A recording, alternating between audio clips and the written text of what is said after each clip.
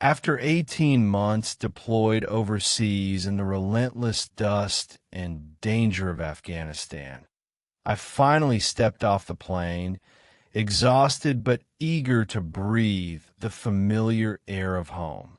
The first thing that hit me wasn't the welcome sight of Missouri cornfields or the sound of gravel crunching under my boots. It was the sharp, unnatural smell of fresh concrete where my family's kitchen used to stand. My name is Ezra Thornfield, and in the time I've been gone fighting for this country, my entire world had been stolen. My family's 3,500-acre farm, homesteaded by my great-grandfather Silas back in 1897, had been legally sold and bulldozed into a shiny new golf course by the HOA president, Bryce Ashworth. Forged documents, fake road assessments, phony community fees. He'd exploited every loophole while I was 8,000 miles away, unable to respond, unable to defend what 4 generations had built with their hands and hearts. Where the old farmhouse had stood since before the turn of the century, a gleaming sign now proclaimed Willowbrook Country Club, grand opening soon. My grandfather's Depression-era apple orchard, those trees he'd handgrafted when buying food was a fantasy during hard times, was now nothing but yellow-striped parking asphalt. I sat in my truck for what felt like hours, laughing until my ribs ached, the hollow, broken laugh that comes when your brain simply can't process the destruction of your entire legacy. I'd bled in foreign dirt for freedom, and some power-hungry suburban parasite had erased my bloodline with a stack of fraudulent paperwork and a smug grin. But Bryce had no idea what kind of man those 18 months of war had forged. Patience honed in ambushes, strategy drilled into every mission, the ability to spot an enemy's vulnerabilities from a mile away. I turned every lesson into a weapon. I started at the county courthouse that very night, poring over dusty deed records, survey maps, incorporation papers under harsh fluorescent lights that buzzed like angry insects. The musty smell of old documents filled the air as I uncovered the truth. Agricultural land in Missouri carries special protections, right to farm statutes that shield operations from residential overreach, but only if you act fast. Bryce's HOA was suspended. 3 years of missed annual corporate reports meant they had no legal authority to sign contracts, file lawsuits, or seize property. Everything he'd done was built on sand.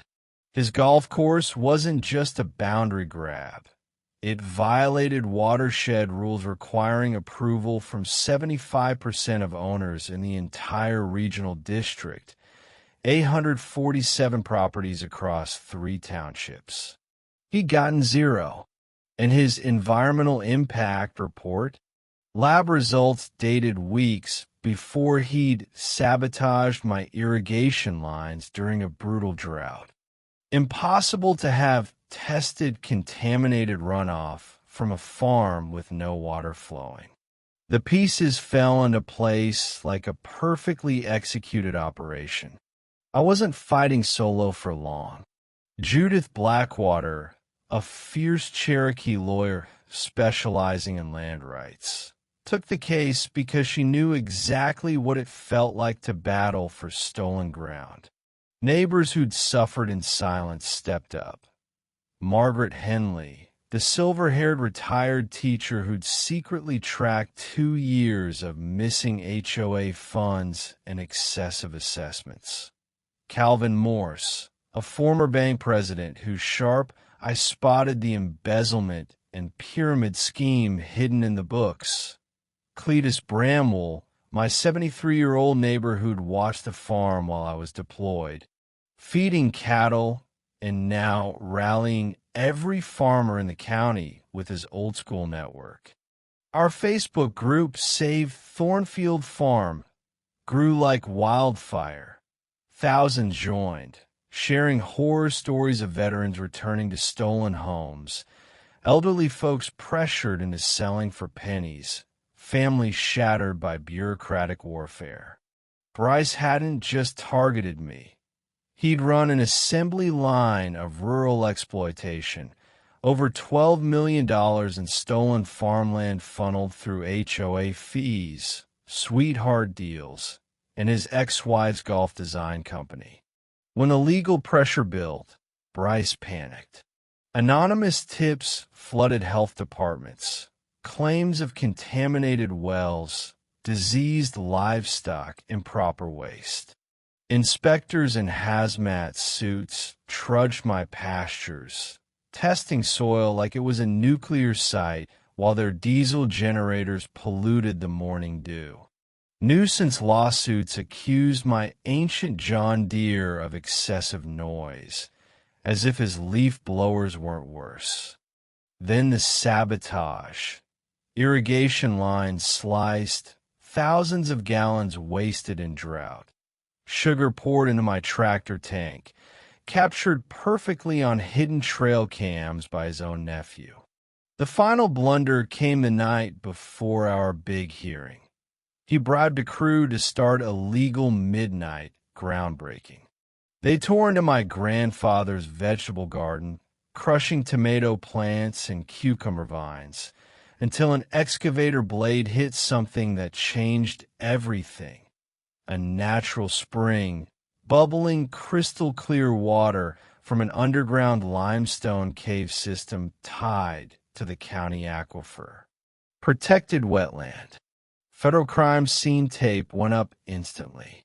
EPA agents swarmed, photographing the destruction, and Bryce's bulldozers scattered like frightened animals. The courtroom was electric. 300 supporters outside holding signs, tractors idling in the plaza like a mechanized honor guard. Judge Patricia Whitman presided with iron authority. Judith dismantled Bryce's case piece by piece. Forgeries, suspended status, watershed violations, embezzled funds totaling hundreds of thousands. An FBI agent testified to the pattern, systematic targeting of military families during deployments. Then I took the stand in my dress uniform, ribbons gleaming, hand on the Bible. I laid out the impossible timeline of his fake report, voice steady as I asked, "How do you test runoff from a dry farm?" The courtroom went silent. Bryce exploded, ranting about disturbed veterans, PTSD delusions, military entitlement. He sealed his doom in seconds. The judge voided the sale, restored my land, and referred the evidence for federal prosecution. Bryce tried a desperate breakfast ambush. $500,000 cash. 50 acres elsewhere, a pathetic apology, but I told him to shove it. His threats to drag the subdivision down with him rang hollow. We'd already organized. Homeowners voted him out in an emergency meeting at the high school gym, 162-4. We restructured finances transparently, used conservation easements, and recovered assets to compensate victims, planted a community garden where his clubhouse was planned. He fled to the airport with cash and a Cayman ticket. Federal marshals waited. Charges piled up: fraud, racketeering, environmental destruction, conspiracy against service members. 14 other HOA figures fell in the sweep. Now the orchard blooms again, replanted with heritage varieties connecting us to the 1930s. The farmhouse foundation stones form a memorial garden. Grandfather's carved initials, JT1 1934, preserved under glass. We started festivals, scholarships, a veterans farm initiative, so no one faces this nightmare alone.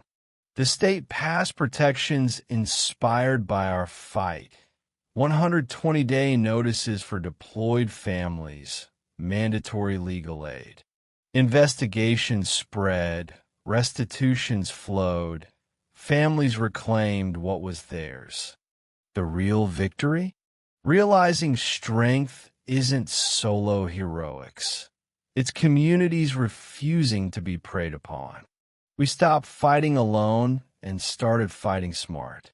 Sometimes the sweetest revenge is building something unbreakable from the ruins. If you've faced HOA corruption, share your story below. Your words remind others they're not isolated. Subscribe, hit the bell, and join us for more tales where ordinary people topple tyrants in polo shirts. Because justice isn't given, it's claimed together. Thanks for watching HOA Stories, where the Karens finally meet their match. Drop a like if you cheered, comment your thoughts, and we'll see you in next one. Stay strong out there. Tractor balance scale deciduous tree.